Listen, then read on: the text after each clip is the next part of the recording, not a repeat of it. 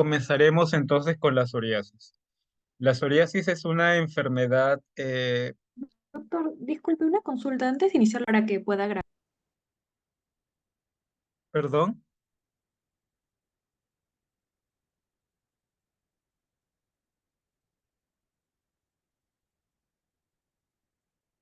Continúo, doctor.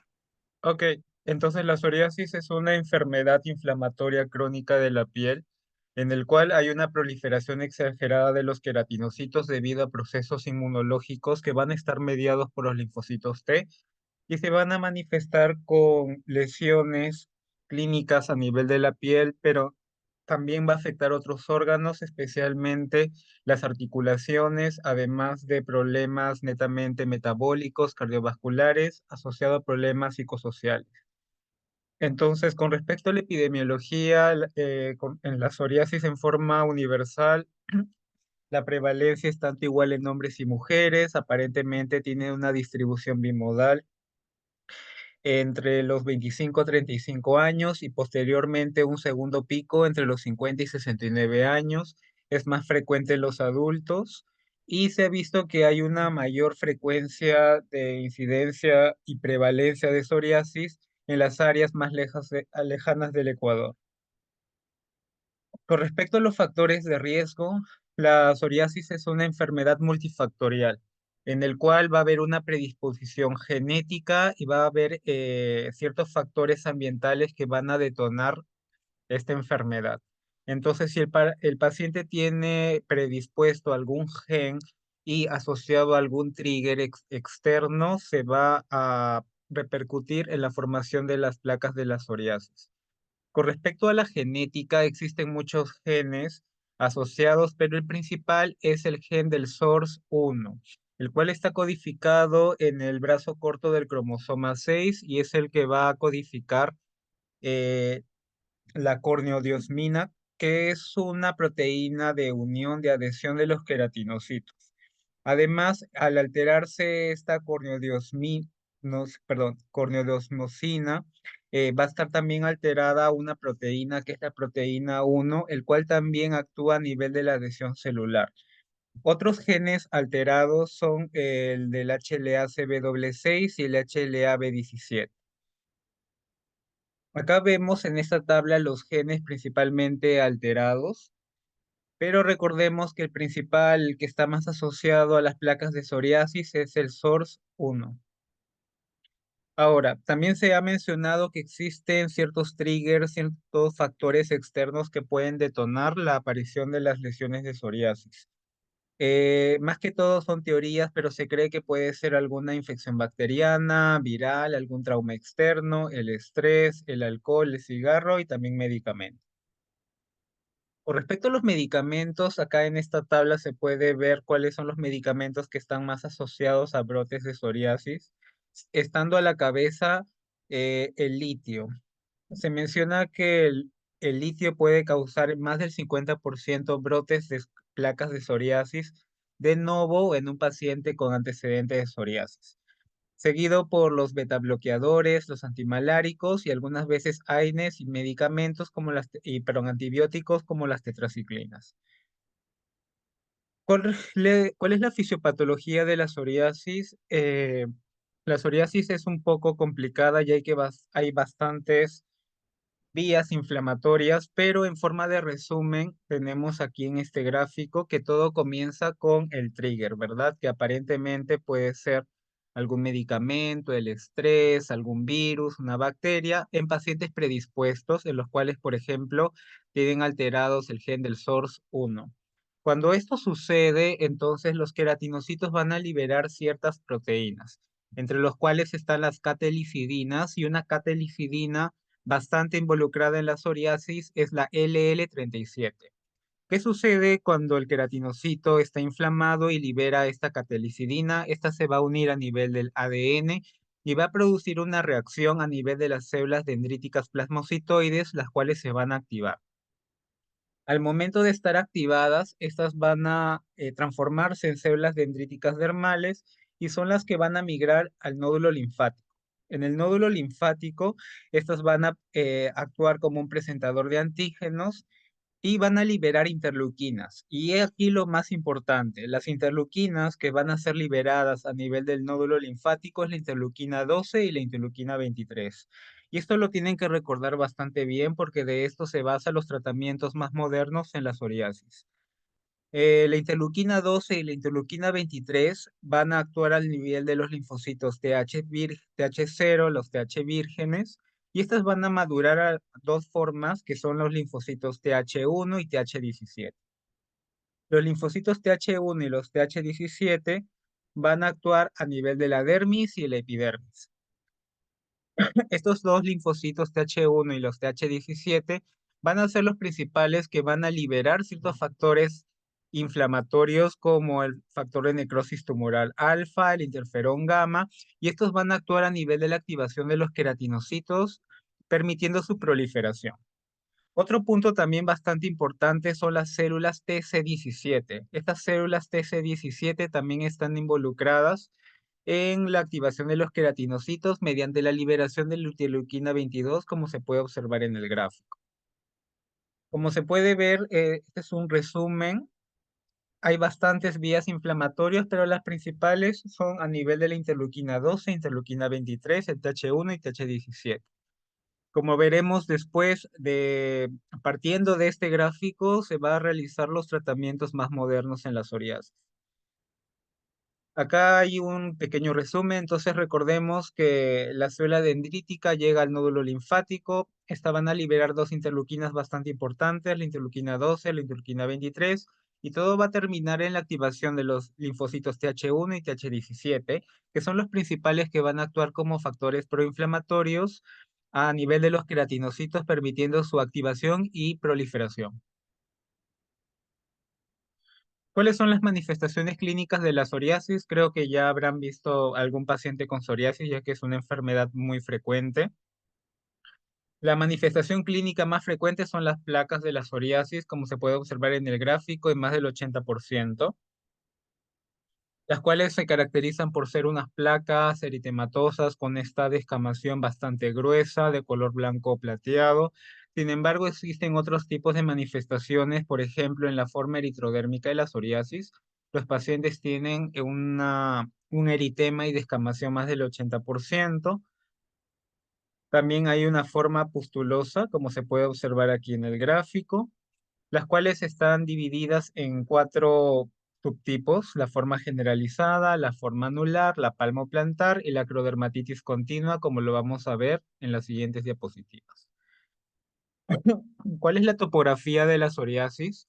La psoriasis puede afectar cualquier parte del cuerpo. Puede comprometer el cuero cabelludo, la nuca, las zonas de articulaciones como codos y rodillas, las palmas y las plantas y también la área genital. Entonces, comenzaremos con la psoriasis en placa, la más frecuente, la que seguro que todos han visto. Son unas placas bien eritematosas, con una superficie áspera debido a la queratina que se tiene en el estrato córneo, que está bastante aumentada. Y este estrato córneo que está aumentado se manifiesta por las escamas. Estas escamas son bien gruesas, blanco-plateadas, que se van a ubicar en toda la superficie de la placa. Acá tenemos otra forma de psoriasis, la psoriasis eritrodérmica. Los pacientes con psoriasis eritrodérmica tienen el eritema, este enrojecimiento más del 80% de la superficie corporal, asociado a la descamación. Los pacientes con psoriasis eritrodérmica tienen una insuficiencia cutánea. ¿Qué quiere decir esto? Que debido al eritema y la descamación, el paciente va a perder calor, va a perder proteínas, y esto puede ser bastante peligroso si es que no se trata. Puede cursar generalmente con hipoalbuminemia e hipotermia. Con respecto a la psoriasis pustulosa, habíamos mencionado que hay cuatro tipos. Existe por ejemplo, esta forma de psoriasis pustulosa generalizada, en el cual el paciente también puede cursar con una gran cantidad de eritema y la presencia de estas pústulas que son estériles.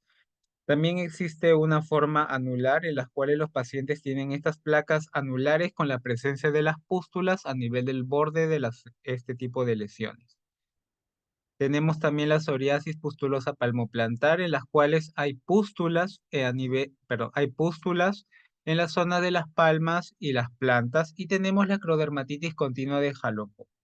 La acrodermatitis continua de Jalopo es una forma de psoriasis pustulosa un poco rara, en el cual hay pápulas, pústulas y erosiones, pero en la zona distal de los dedos, especialmente entre el primer y segundo dedo, generalmente de las manos.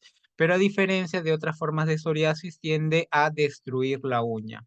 Sospechamos de un paciente con acrodermatitis continua de Jalopo cuando hay pápulas eritematosas con erosiones a nivel distal de los dedos, pero con un compromiso destructivo de la uña. Otras formas de psoriasis tenemos la psoriasis palmoplantar, en el cual hay unas placas eritematosas bien queratóxicas, hay una presencia de una queratodermia a nivel de las palmas y de las plantas. También tenemos la psoriasis inversa, en el cual son placas eritematosas bien definidas.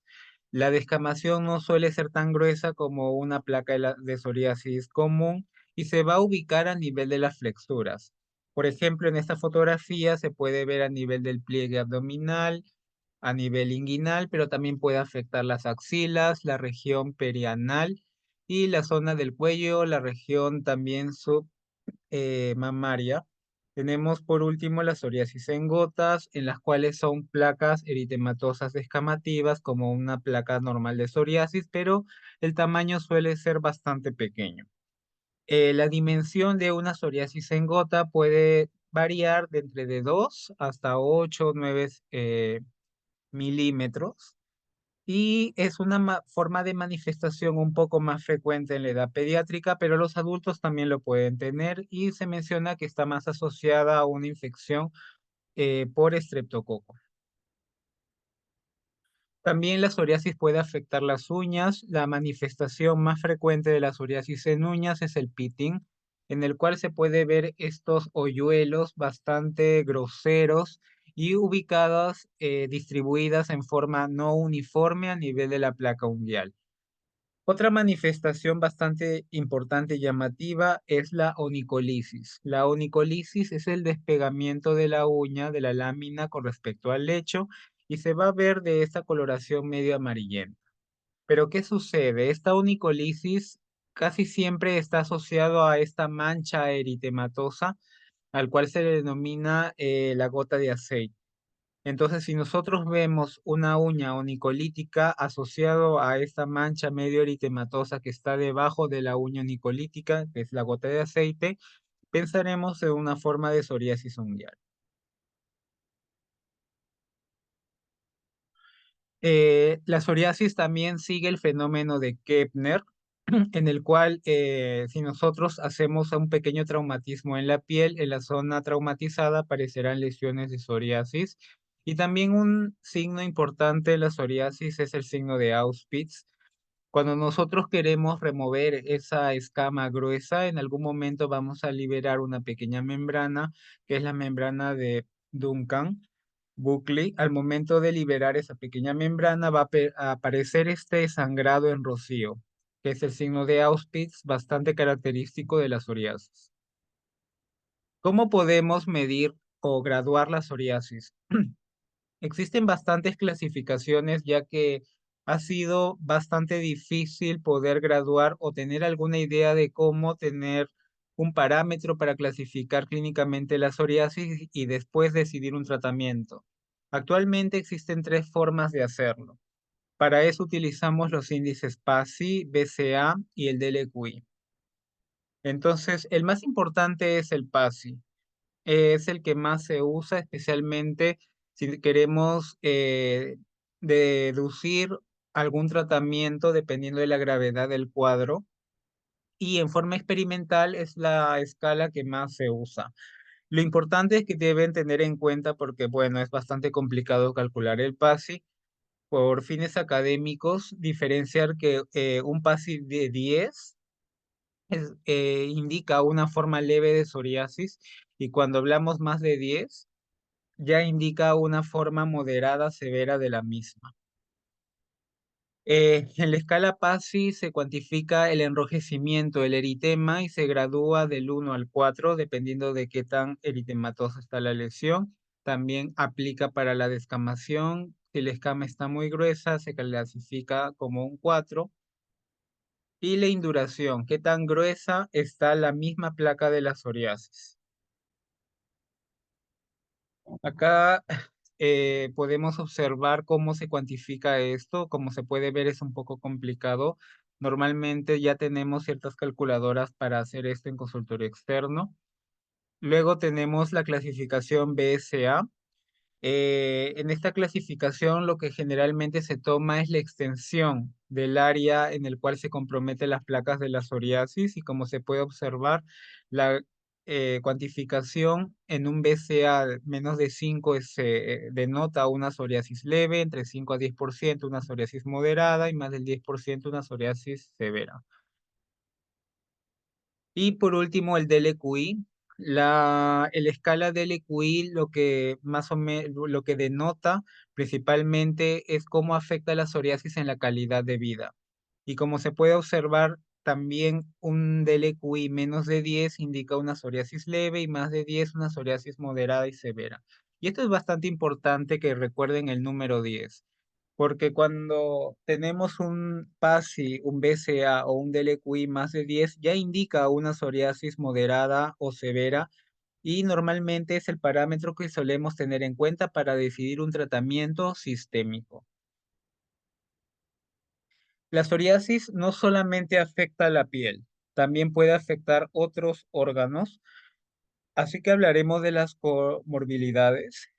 Los pacientes con psoriasis no solamente tienen inflamación en la piel, sino inflamación en otras partes del cuerpo. Está muy asociado, por ejemplo, al hígado graso no alcohólico, también a una alteración, un estrés oxidativo a nivel de los vasos. Los pacientes con psoriasis tienen mayor riesgo a presentar DCB, infartos. Acá, por ejemplo, en este cuadro se observa la prevalencia de las comorbilidades más frecuentes de la psoriasis, en los cuales se destaca la hipertensión arterial en un 36%. Asimismo, los síntomas depresivos, la depresión y ansiedad, más del 20% de los pacientes con psoriasis ya tienen una alteración psiquiátrica, tienen un riesgo más elevado de un 2 a 3 a presentar enfermedad renal crónica. Lo mismo aplica la obesidad. También está asociado a ciertas malignidades. Dentro de las malignidades se menciona ciertos tipos de linfoma y neoplasias a nivel intestinal, especialmente de colon. También se destaca los infartos, el IME en 13%, diabetes en un 12%. Acá también se puede observar el compromiso articular. Los pacientes también tienen riesgo de tener una artritis psoriásica, síndrome metabólico, obesidad, diabetes, enfermedades cardiovasculares, hipertensión, malignidades, linfomas, NM de colon y componente psiquiátrico, depresión, ansiedad y alteración del sueño. Por lo cual, el tratamiento de los pacientes con psoriasis no solamente es por el dermatólogo, sino en un tratamiento conjunto, sea en un endocrinólogo, un cardiólogo, un psiquiatra, un médico de familia, un gastroenterólogo y un reumatólogo de haber compromiso articular. ¿Cuál es el tratamiento de la psoriasis? Esto va a depender de la gravedad del cuadro, pero si lo hacemos un poco de resumen, los tratamientos se basan en tratamientos tópicos, la fototerapia, tratamientos sistémicos y tratamientos biológicos. Como cualquier tratamiento, también pueden tener ciertas desventajas. Por ejemplo, los tratamientos tópicos hay menos adherencia. En la fototerapia implica que el paciente va a estar yendo al hospital 3 o 5 veces a la semana. Esto, bueno, no siempre es dable. Los tratamientos sistémicos pueden tener compromiso o efectos adversos, como ya veremos. Los tratamientos sistémicos más comunes como el metrotexate, la ciclosporina pueden tener compromiso hepático-renal respectivamente, y los tratamientos biológicos son muy costosos. Muchas veces los tratamientos biológicos no pueden ser costeados por ciertos seguros y los pacientes no pueden llegar a adquirir estos tratamientos que son, bueno, los más modernos. Vamos a hablar con la terapia tópica. Los pacientes con psoriasis tienen escamas muy gruesas, Por lo tanto, la hidratación es muy importante. Recordemos que los pacientes que tienen las escamas muy gruesas o las placas de psoriasis muy gruesas pueden optar por tratamientos que funcionen con oclusión, es decir, por ejemplo, una vaselina, un ungüento. Los tratamientos a base de hidratantes o emolientes suelen ser recetados bajo este tipo de productos en vaselinas o ungüentos sería la mejor opción. Cuando las placas de la psoriasis no están tan gruesas, podrían ser cremas.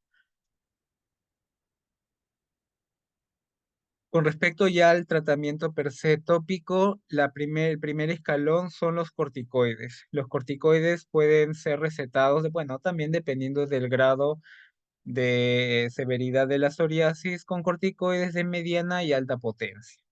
Obviamente no podemos utilizar corticoides mucho tiempo, así que se suele recetar, dependiendo de la gravedad, 2 semanas o un mes, pero hay otras opciones de tratamientos. Por ejemplo, si utilizamos corticoides de baja potencia, podríamos utilizarlo en la cara, en las zonas intertriginosas, en lociones cuando afecta el cuero cabelludo, pero también ya se está utilizando otros medicamentos, por ejemplo, los análogos de la vitamina D. Tenemos aquí en Perú el calcipotriol al 0,005, el alquitrán de huya al 5%, los retinoides tópicos como el saroteno al 0% y uno de los medicamentos más usados que de repente habrán escuchado en la práctica clínica son los inhibidores de la calcineurina tópica como el tacrolimus. A diferencia de los corticoides, estos últimos medicamentos pueden ser recetados o utilizados por mucho tiempo ya que no tienen los efectos adversos de los corticoides. Cuando esto falla, se puede utilizar la fototerapia. La fototerapia que normalmente utilizamos es la UVB de banda estrecha. Es la que tiene mejores resultados con respecto al VA que antes se usaba. Además, al utilizar la fototerapia, se disminuye la opción de utilizar corticoides tópicos. Además, se ha visto ya en estudios que el utilizar un análogo de vitamina D con respecto a la fototerapia, los resultados son mejores. Ahora, ¿qué sucede si la terapia tópica falla o si tenemos un PASI, un DLQI más de 10 y un BCA más de 5? Podemos optar por los tratamientos sistémicos convencionales. De repente también habrán escuchado de estos medicamentos en consultorio externo, que es el metotrexate, la ciclosporina y el acitretin. Un medicamento que es bastante común de uso es el metotrexate, debido a que es un medicamento bastante barato. En cualquier hospital se usa el metotrexate. El beneficio del metotrexate, además que sea muy cómodo, es que se utiliza solamente 2 veces a la semana.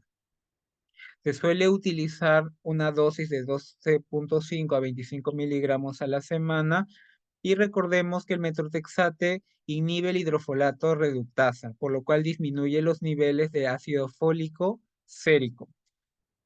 Eso significa que tenemos que suplementar al paciente con ácido fólico en una dosis de 1 a 5 miligramos al día.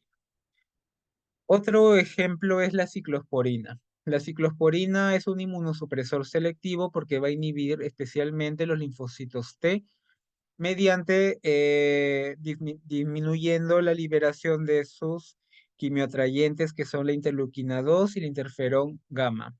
La dosis que utilizamos de ciclosporina es de 3 a 5 miligramos por kilo de peso, pero se suele iniciar con una dosis baja de 2,5 a 3 miligramos el primer mes. Y posteriormente se aumenta la dosis hasta controlar al paciente y posteriormente se disminuye. El acitretin es otra opción. El acitretin es un derivado de la vitamina A, es un retinoide, y su acción principal es que va a modular la proliferación y diferenciación de los queratinocitos en la epidermis. La dosis que utilizamos es 0,3 a 0,5 miligramos por kilo al día. Estos medicamentos que son la primera opción también, no, también tienen efectos adversos. Cuando hablamos del metotrexate, el metotrexate tiene un metabolismo netamente hepático. Por lo tanto, tenemos que tener en consideración que de utilizar este medicamento el paciente tiene que tener controles seriados con respecto a la función hepática. Normalmente, los pacientes que reciben altas dosis de metotrexate solemos hacer estos controles cada 2 o cada 3 meses, pero eso va a depender del paciente y la dosis. Si utilizamos unas dosis elevadas, solemos hacer controles un poco más cercanos, como 2 veces al mes, cada 14 días y posteriormente ya espaciándolo. El metotrexate también tiene otro punto negativo. Dentro de estos tres medicamentos, metotrexate, ciclosporina y acitretin, el metotrexate es el medicamento más lento. El metotrexate empieza a funcionar o hay un inicio de respuesta más o menos entre la octava y 12ª semana. Y esto tienen que tenerlo muy en cuenta. Por ejemplo, si ustedes tienen un paciente con psoriasis eritrodérmica y necesitan una respuesta rápida, el metotrexate no será la mejor opción. Esto es muy importante para poder decidir algún tratamiento para sus pacientes. Hablando ya de la ciclosporina también, bueno, como cualquier medicamento tiene efectos adversos, es que la ciclosporina tiene un efecto adverso principal, es que tiende a alterar la función renal, y esto es lo importante. Además que está resaltado en la diapositiva, la ciclosporina puede producir insuficiencia renal. Los pacientes que reciben ciclosporina necesitan tener controles seriados de una urea, una creatinina. Asimismo, de utilizarlo también dosaje de metabolitos sodio, potasio y de ser posible magnesio. La ventaja de la ciclosporina es que es el medicamento más rápido. A diferencia del metotrexate, que es el más lento, la ciclosporina es más rápido. Si ustedes quieren mejorar más rápido a un paciente, la mejor opción, obviamente en un paciente que tenga buena función renal, sería la ciclosporina. Y algo también bastante importante es que el metotrexate y la ciclosporina, al actuar a nivel de la función de los linfocitos, también va a disminuir o va a mejorar si es que el paciente tiene artritis psoriásica. Y esto es también bastante importante tenerlo en cuenta.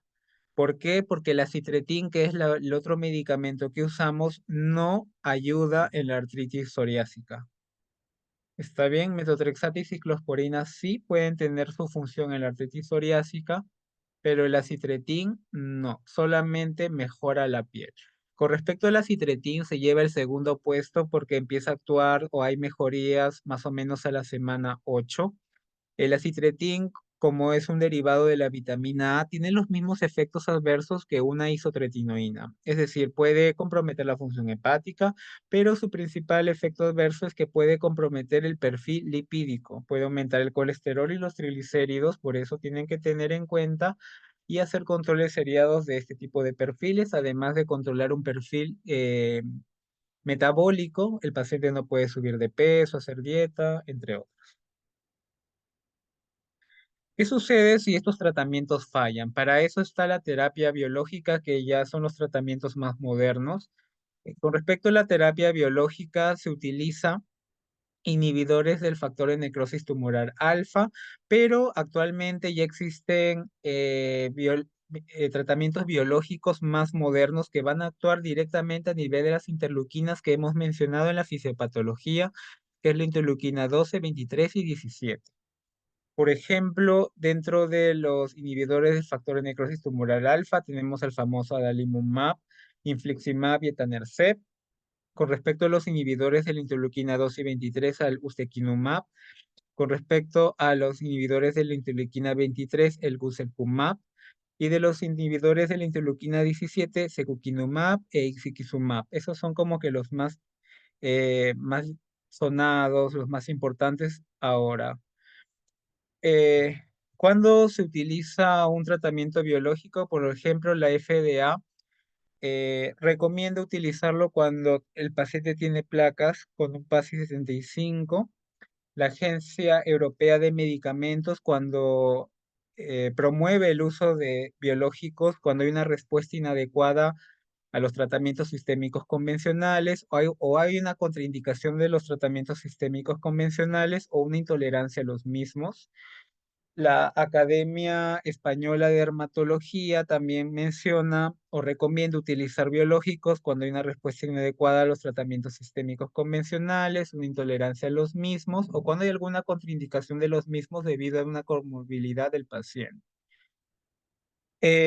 Los tratamientos biológicos de primera línea son los que están en esta parte superior y los de segunda línea son medicamentos no, que actualmente ya se ha visto que no son tan buenos debido a sus efectos adversos, así que se considera los de primera línea, el adalimumab, brodalumab, certolizumab, guselkumab, ixekizumab, entre otros. Los medicamentos, bueno, como cualquier otro medicamento, tienen efectos adversos. Sin embargo, por favor, esto sí tienen que tenerlo en cuenta. Los biológicos que son los inhibidores del factor de necrosis tumoral alfa, por ejemplo, etanercept, adalimumab e infliximab, sus efectos adversos principales son las infecciones y malignidades. Eso tienen que tener en cuenta. Recordemos que, bueno, estamos en Perú. En Perú los pacientes suelen tener alguna comorbilidad o algún antecedente infeccioso, por ejemplo, tuberculosis. Los pacientes que tienen tuberculosis activa, los pacientes que tienen VIH, hepatitis B, hepatitis C activos, los inhibidores de factor de necrosis tumoral alfa no son la mejor opción. El efecto adverso, lo vuelvo a recalcar, de los inhibidores del factor de necrosis tumoral alfa son las infecciones y malignidades. A diferencia de los nuevos biológicos, por ejemplo, ustekinumab, secukinumab, ixekizumab, los efectos adversos son mínimos, son medicamentos bastante seguros. Los pacientes que cursan con tuberculosis, hepatitis B, hepatitis C y VIH, la mejor opción sería los nuevos biológicos. Eso fue con respecto a la psoriasis. Vamos a hablar de otra entidad que es el líquen plano. El líquen plano es una enfermedad inflamatoria idiopática. Hasta el momento no se conoce la causa, sin embargo, se menciona que puede estar asociado también a algún factor exógeno, algún trigger, dentro de los cuales los principales que se teoriza son las infecciones virales. Con respecto a la epidemiología, tiene una prevalencia del 1 al 4% en el líquen plano de la piel. El líquen plano cutáneo puede llegar a 0,2 a 1% en adultos y el líquen plano mucoso del 1 al 4%. Esto implica que el líquen plano mucoso es más frecuente. En un 75% los pacientes pueden tener líquen plano en la piel asociado a un líquen plano mucoso. Y como se ve en la diapositiva, el compromiso del líquen plano a nivel de las mucosas suele ser la única manifestación. Se menciona que tiene una prevalencia tanto igual en mujeres y hombres, una edad de inicio entre 50 y 60 años, es más raro en niños y en ancianos. No se ha encontrado alguna etnia en especial y se menciona que pudiese haber algún tipo de herencia, ya que en un 10% existe una correlación entre padres e hijos con antecedentes de líquen plano. La etiología también no se conoce muy bien, pero se menciona que puede ser un daño autoinmunitario mediado por linfocitos T. Con respecto a la etiología, habíamos mencionado que su principal asociación trigger son los virus. Dentro de los virus que están más asociados, el que tiene más estudios es el virus de la hepatitis C. Inclusive los pacientes, en un estudio se encontró que la asociación del virus de la hepatitis C y líquen plano oral es bastante elevada. Eh, Como se puede mencionar, se considera una manifestación de la hepatitis C en un 93%. Otros virus que se teoriza puede ser el virus del herpes, el virus del papiloma humano, también se menciona que podría ser, y se menciona que también hay casos de líquen plano ocurridos después de algunas vacunas. Aquí también se ve otros tipos de etiologías con respecto al líquen plano oral. También se ha visto que puede ser secundario a la amalgama que tiene mercurio, cobre y oro. Algunos fármacos también han sido asociados con la aparición de nuevos brotes de líquen plano, algunos antibióticos como las sulfas y también antihipertensivos como son los IECAS. Se ha encontrado también que ciertas malignidades, por ejemplo los linfomas, puede estar asociado a brotes de líquen plano. ¿Cuál es la fisiopatología del líquen plano? Existen dos fases, la fase de inducción, en las cuales hay algún trigger que desencadena la reacción a nivel de los receptores tipo TOL. Cuando los receptores tipo TOL se activan, van a liberar las sustancias inflamatorias, que es el interferón alfa y el interferón 1 beta. Esto va a hacer que se activen los linfocitos de memoria.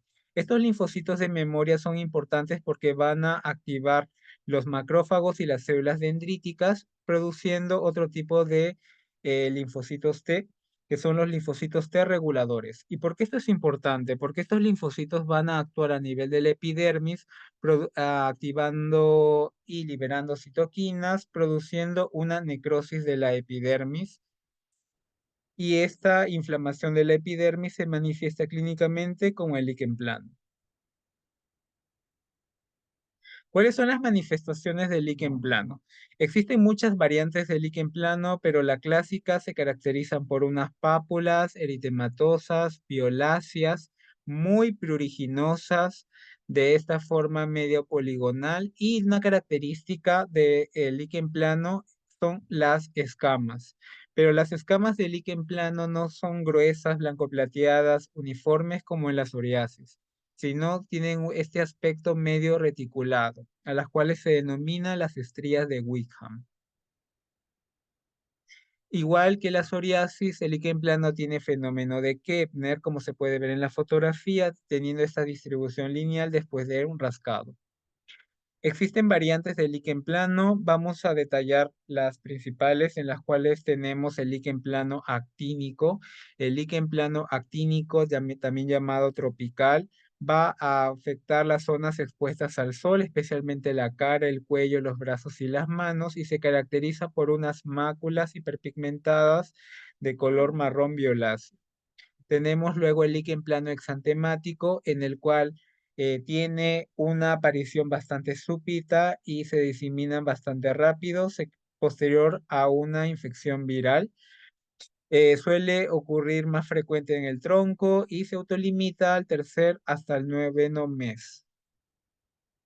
El líquen plano anular. El líquen plano anular se caracteriza por una placa anular de bordes elevados, violáceos, con un centro más hipopigmentado o atrófico. Suele aparecer a nivel de las flexuras como la axila, pero también una topografía muy importante son los genitales. La mayoría son asintomáticos, pero algunas veces pueden tener prurito. Luego tenemos el líquen plano atrófico, en el cual ya se caracteriza por unas placas con una atrofia central, y se menciona que puede ser una fase de resolución del líquen plano. Afecta a los miembros inferiores, como se ve en la fotografía, pero también zonas de intertrigo. El líquen plano penfigoide, en el cual coincide con unas ampollas de contenido ceroso, tensas, características de un penfigoide ampollar. La causa exacta de por qué aparece esto no se conoce muy bien, pero se refiere la posibilidad que los triggers sea la exposición del antígeno del pemfigoide ampollar 180, el cual va a actuar directamente como un factor desencadenante. Tenemos el líquen plano hipertrófico, o también llamado líquen plano verrugoso, en el cual son unas placas ya más gruesas, muy pruriginosas, que tienen estas escamas bastante gruesas y se van a ubicar, como se puede ver, en los miembros inferiores, en el dorso del pie, pero también algunas veces en brazos, codos y la zona de las manos. Una característica importante es que puede estar asociado a insuficiencia venosa, pero puede estar asociado también a la transformación de un carcinoma epidermoide. Los pacientes con líquen plano hipertrófico tienen riesgo de que, si esto no se trata, las lesiones pueden derivar a un carcinoma escamoso. Tenemos el líquen plano inverso, el cual son máculas o placas marronáceas o marrón violáceas, pero que van a afectar la flexura. Por ejemplo, las flexuras que suelen estar más afectadas son la axila, las ingles, el pliegue submamario y suele dar picazón. Tenemos el líquen plano pilar, el cual va a afectar el cuero cabelludo. En el líquen plano pilar va a haber tapones queratóxicos rodeados de una área violácea. Y esta forma inflamatoria del líquen plano, si es que no se trata, va a terminar en fibrosis y alopecia cicatrizal permanente. Existen variantes clínicas del líquen plano pilar en el cual se tiene en cuenta la alopecia frontal fibrosante y el síndrome de Graham-Little-Picardo y Lacer, en el cual asocia una alopecia cicatrizal en cuero cabelludo, una alopecia no cicatrizal en las áreas de la axila o el pubis, y también a lesiones clínicas del líquen plano cutáneo o mucoso. Tenemos el líquen plano lineal, en el cual las lesiones del líquen plano clásico van a seguir alguna línea de Blaschko. El líquen plano unguial, en el cual al presentarse suele estar comprometido a varias uñas. La clínica es el adelgazamiento lateral, la presencia de estos surcos, fisuras longitudinales y la fibrosis. Y esta fibrosis se va a manifestar con terigio. Además, el lecho unguial puede tener una coloración amarilla, puede cursar con onicolisis, hiperkeratosis, entre otros. Una presentación en los niños es que puede afectar las 20 uñas. Y el líquen plano oral. El líquen plano oral se manifiesta de 7 maneras, pero la forma clínica más frecuente es la reticular, la que ustedes pueden ver en la fotografía. Se puede ver estas estriaciones blanquecinas que dan ese aspecto en red, que puede afectar la mucosa yugal, la lengua, inclusive la área de las encías. Suele ser asintomática. También este líquen plano oral puede afectar concomitantemente las mucosas genitales. Por ejemplo, se menciona un síndrome vulvovaginal gingival en las cuales las pacientes pueden tener líquen plano oral y a nivel vulvovaginal. En un 70%, algunas veces puede estar asociado también antecedente de tabaquismo. Muy raras veces puede comprometer la zona del esófago superior produciendo disfagia. Hay una forma de líquen plano erosivo o ulceroso en los cuales ya existen úlceras y erosiones a nivel de la mucosa oral, pero también a nivel de la mucosa digestiva. Y recordemos que su asociación más frecuente es el virus de la hepatitis C.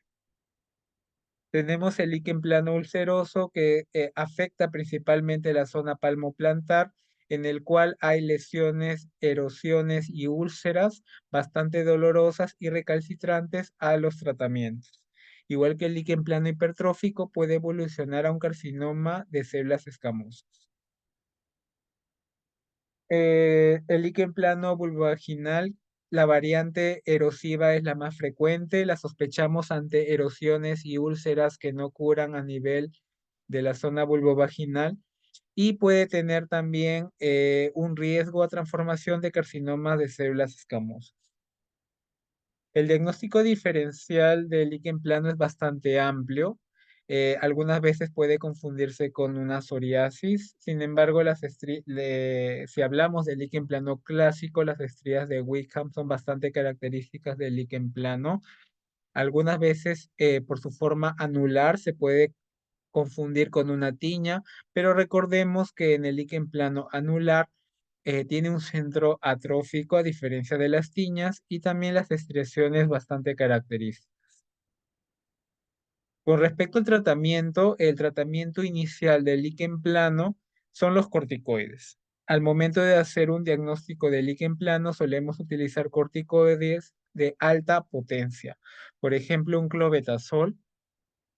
Estos corticoides son el primer escalón de tratamiento. De fallar el corticoide de alta potencia, podemos utilizar corticoides intralesionales inyectados. También se puede utilizar fototerapia, retinoides sistémicos como el acitretin. La grisofulvina, que es un antimicótico, también tiene un efecto antiinflamatorio y se ha visto que puede tener efectos a nivel del líquen plano clásico. Otros tratamientos, la hidroxicloroquina, el metotrexate, la ciclosporina y los anti-TNFs. En líquen planos erosivos o con compromiso de ya de mucosa digestiva, se ha visto estudios con inmunoglobulina intravenosa. Vamos a hablar de otro tema que es la pitiriasis rubra pilaris. La pitiriasis rubra pilaris es una enfermedad ya un poquito más rara, pero también importancia tenerla en cuenta por la clínica. Es una enfermedad que suele ser esporádica, afecta tanto hombres y mujeres y tiene dos picos de incidencia. A diferencia de las anteriores enfermedades, el primer pico suele ser en pacientes de la edad pediátrica y adolescentes y un segundo pico entre los 40 y 60 años. La etiología es desconocida, pero también se menciona que puede ser desencadenada por un trigger infeccioso. Por ejemplo, infecciones con estreptococo, algunos virus, el VIH, traumatismos. Con respecto a la etiología, se mencionaba que no se conocía muy bien, pero existen algunas teorías. Una de ellas es que hay una disfunción de los queratinocitos. Se menciona que estos triggers pueden actuar directamente en la proliferación de estos queratinocitos, produciendo las manifestaciones en la piel.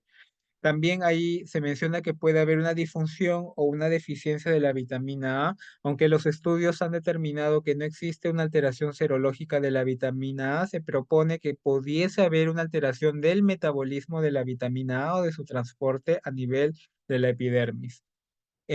Se ha visto también que pudiese haber alguna teoría autoinmune, ya que puede estar asociado a otras enfermedades autoinmunes. Dentro de las enfermedades autoinmunes que se ha visto alguna relación, tenemos la miastenia gravis, la enfermedad celíaca, algunas formas de artritis inflamatoria, hipotiroidismo.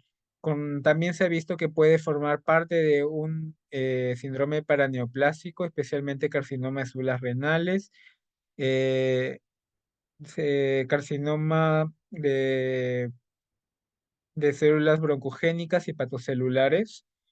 Y algunos fármacos también se ha visto que pueden tener efectos adversos parecidos a una pitiriasis rubra pilar. Por ejemplo, tenemos el uso del imatinib, el ponatinib y el sofosbuvir. Existen diferentes tipos, formas clínicas de pitiriasis rubra pilaris, pero hasta ahora se menciona que existen 6, aunque ya hay posiblemente una séptima forma de pitiriasis rubra pilar, pero las que tienen que tener en cuenta son 6. La clásica del adulto, la típica del adulto, la clásica juvenil, la circunscrita juvenil, la típica juvenil y la asociada al VIH. Obviamente solamente vamos a rescatar las más importantes. Como se puede ver claramente en el gráfico, la forma más frecuente es la clásica del adulto, seguida por la circunscrita juvenil, que son las que vamos a rescatar. Entonces, ¿cómo es la clínica del paciente con pitiriasis rubra pilar? La instauración suele ser en pocas semanas, aunque se ha visto que en algunos casos puede ser más insidioso. La primera manifestación de los pacientes con pitiriasis rubra pilar es un eritema y descamación en cuero cabelludo que se va a extender a la región retroauricular y rostro. Y posteriormente está acompañado de una queratodermia palmoplantar.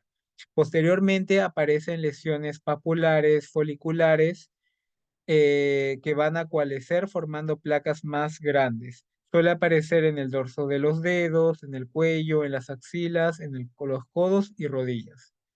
Y posteriormente estas van a llegar a tener una mayor extensión, inclusive puede tener una área que no llega a ser una eritrodermia, que se le denomina suberitrodermia foliativa con áreas de piel sana, al cual se denomina islotes de piel sana en un mar de sangre. Vamos a ver entonces algunas fotografías. Una característica principal de la pitiriasis rubra pilaris son las pápulas. Son unas pápulas eritematosas, pero tienen este color medio anaranjado. Estas pápulas comienzan, como se puede observar, en forma única. Y estas pápulas se van agrupando, formando ya placas más grandes. Como se puede observar en la fotografía, no llega a tener las escamas tan gruesas de la psoriasis y no tiene las estriaciones del líquen plano. Como se puede ver en la fotografía, una característica clínica es que en la pitirasis rubra pilar va a haber áreas de piel enferma y áreas de piel sana. Acá también podemos observar estas pápulas de aspecto medio folicular y podemos ver que tienen una escama en su superficie. Estas escamas le dan esta forma media rugosa y esta escama tiene una forma cónica. Eh, Especialmente en los niños en la forma circunscrita, suele aparecer a nivel de los codos y de las rodillas. A diferencia de la psoriasis, la pitirasis rubrapilar no llega a tener esas escamas gruesas, pero tienen una descamación que se denomina en yeso o harina. Y la queratodermia también es bastante común. Este engrosamiento a nivel de las palmas de las manos y las plantas de los pies, pero a diferencia de la psoriasis, que recordemos, la psoriasis puede afectar las manos y los pies, el color de la queratodermia de la pitirasis rubra pilar es de esta tonalidad medio amarillo anaranjada. Acá podemos ver otras fotografías. Se ve claramente la característica de que en la pitiriasis rubra pilar hay áreas de piel sana y áreas de piel enferma, dando este aspecto medio eritrodérmico, pero no llega a tener eritema en forma uniforme en todo el cuerpo porque hay áreas respetadas. La descamación no es tan gruesa como una psoriasis y este color medio, un color medio rojo rosado, anaranjado, bastante frecuente, bastante característico de esta enfermedad. Acá otra vez tenemos la misma clínica, vemos que las pápulas ya han cualecido, pero sigue habiendo áreas de piel sana. Eh, Esto también ya lo hemos mencionado. Cuando existe formas bastante extensas, el paciente suele describir picazón, quemazón, puede haber dolor por la presencia de las fisuras en las queratodermias palmoplantares. Diagnóstico diferencial, bueno, las podemos hacer con la psoriasis, algunas veces con la ictiosis, dermatitis atópica, la dermatitis seborreica, pero lo que tienen que tener en cuenta es el color, la forma de la descamación y la presencia de áreas de piel sana. Con esas características, hacer un diagnóstico de pitiriasis rubra pilar es más sencillo. Con respecto al tratamiento, si es bastante localizado, se puede usar tratamientos tópicos, humectantes y corticoides, también análogos de la vitamina D, por ejemplo, el calcipotriol, queratolíticos, por ejemplo, el ácido salicílico para eliminar las escamas, pero generalmente estos tratamientos fallan. Lo que solemos usar como primera instancia son los tratamientos sistémicos. Dentro de los tratamientos sistémicos, los que más se usan son los retinoides. Los retinoides que se usan es la isotretinoína y el acitretin. La isotretinoína se utiliza en una dosis de 0,5 a 1 miligramo por kilo al día y seguido por el acitretin con una dosis de 25 a 50 miligramos al día. Otras opciones son el metotrexate, la fototerapia, especialmente cuando el paciente no puede utilizar algún tratamiento sistémico, por ejemplo, en la edad pediátrica. De fallar estos escalones se puede utilizar también terapia biológica, por ejemplo, los inhibidores del factor de necrosis tumoral. Otros tratamientos, por ejemplo, la ciclosporina, se ha visto que no es eficaz. La gamma globulina endovenosa también se ha mostrado que puede tener algunos resultados, pero en la práctica clínica se suele mejorar con los retinoides sistémicos. Un poco raro que lleguemos a utilizar biológicos. Y para terminar, tenemos la pitiriasis rosada de Gilbert. La pitiriasis rosada de Gilbert es una erupción cutánea aguda, benigna y autolimitada, caracterizada por lesiones eritematodo-papulares descamativas, y el origen es bastante discutido, pero la mayoría de teorías ya informan que es viral, especialmente por virus del herpes simple 6 y 7. Dentro del virus del herpes simple 6 y 7, el que ha tenido mayor prevalencia en los más estudios es el virus del herpes simple 7. Como se ve en la diapositiva, otros virus se ha visto que pueden ser desencadenados el 6, el 8, la influenza H1 y N1. Es más frecuente en los pacientes jóvenes, en los niños mayores, adolescentes y adultos jóvenes, y es más frecuente en mujeres. Se ha visto que hay brotes en cambios estacionales y también en los pacientes que tienen inmunología baja. Las manifestaciones clínicas de la pitiriasis rosada suele tener pródromos. No siempre, pero el paciente puede referir síntomas como cefalea, fiebre, dolor de garganta o astenia días antes, inclusive está reportado semanas antes de la aparición de los brotes. Y a nivel de la piel se caracteriza por una erupción de lesiones eritemato-papulodescamativas que pueden ser asintomáticas o también moderadamente pruriginosas, iniciando en una primera fase con la placa Heraldo. La placa Heraldo va a ocurrir entre un 50-90% y suele estar localizada a nivel del tórax. Suele ser de forma ovalada, redondeada, con un diámetro de 4 a 6 centímetros y con una descamación en collarete. Esta descamación en collarete es una descamación fina ubicada en la región de los bordes de la lesión. Después de esta primera fase aparece una erupción secundaria que son lesiones muy similares a las anteriores, pero más pequeñas, que pueden medir de 1 a 2 centímetros en promedio, pero una característica es que se van a distribuir a nivel de las líneas de tensión de la piel, que son las líneas de Langer, que le dan esa apariencia en pino o árbol de Navidad. Obviamente, también hay variantes atípicas de la pitiriasis rosada, en los cuales puede haber dos placas Heraldo o puede estar localizadas en áreas no necesariamente en el tronco o en las zonas de tensión de la piel, como lo vamos a ver en las fotografías.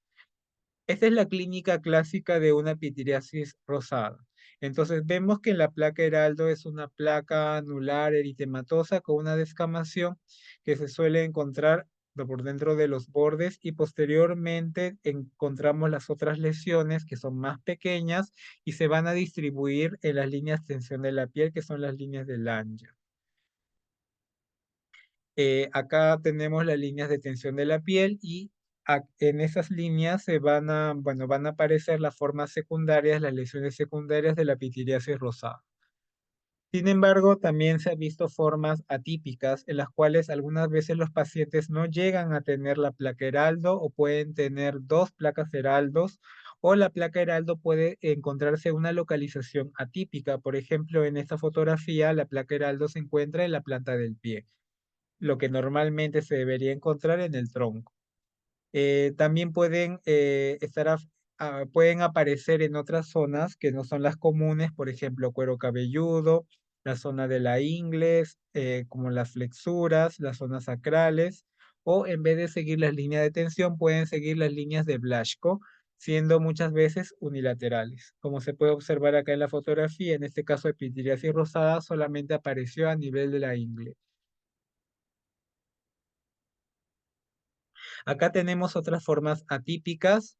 Normalmente las formas secundarias de la pitiriasis rosada, las lesiones secundarias deberían aparecer en el tronco, pero en este caso aparecieron en el cuello y en este paciente afectó la área de los glúteos y la cara posterior de los muslos. Acá tenemos otro caso de pitiriasis rosada atípica en los cuales solo ha afectado las zonas de intertrigo, en este caso la zona de las ingles y las zonas de los pliegues abdominales. Existen también otras formas clínicas diferentes, atípicas, por ejemplo, algunas veces pueden ser purpúricas, algunas veces pueden ser vesiculares, como se puede ver en la fotografía, otras veces pueden ser foliculares hipopigmentadas y también pueden presentarse con abones. Pero una característica son las escamas. Estas escamas en collarete, también denominadas escamas de arrastre, son características de la pitiriasis rosada y la va a diferenciar de las tiñas. Con respecto al tratamiento, como la pitiriasis rosada es una entidad que va a autoinvolucionar sola, muchas veces no precisa ningún tratamiento. Sin embargo, se ha visto estudios que al utilizar ciertos medicamentos en las primeras 72 horas de aparición del brote, puede haber un acortamiento del tiempo de duración de la enfermedad con el uso de aciclovir y el uso de macrólidos. Recordemos que la etiología tiende a ser por el virus del herpes simple 7, por lo tanto el uso de aciclovir de 400 miligramos 3 veces al día por 5 días, en las primeras 72 horas se ha visto que sí puede acortar el tiempo de duración de la enfermedad. Otros medicamentos que se ha visto también que probablemente puedan mejorar más rápido el cuadro son los macrólidos. Los estudios se han hecho con claritromicina y acitromicina. Sin embargo, en una revisión sistemática se ha visto que más uso son el caso del aciclovir. Si es que el paciente presenta prurito, se puede usar antihistamínicos, corticoides tópicos y emolientes. Como se puede observar en en la diapositiva, el curso de la pityriasis rosada es autolimitado. Se puede autolimitar promedio entre los 2 a 3 meses, pero se ha visto casos que pueden durar hasta 6 u 8 meses. Puede dejar una hipopigmentación o una hiperpigmentación como secuela y se ha visto casos que puedan haber recidivas, pero esto es bastante raro. La pitiriasis rosada no es peligrosa, no compromete algún peligro para la salud, pero puede estar asociado a abortos espontáneos en un 3 a 30% cuando les aparecen las mujeres embarazadas. El diagnóstico de la pitiriasis rosada es clínico, pero tenemos que tener en cuestión sus diagnósticos diferenciales, debido a que el diagnóstico diferencial principal de la pitiriasis rosada es la sífilis. La sífilis y la pitiriasis rosada tienen esa descamación en collarete, sin embargo, eh, sospecharemos más de sífilis secundaria cuando hay un compromiso más palmoplantar. Y con eso, lo que quería rescatar en la pitiriasis rosada ha sido una clase un poco larga. Si hubiese alguna pregunta, alguna duda o todo está claro.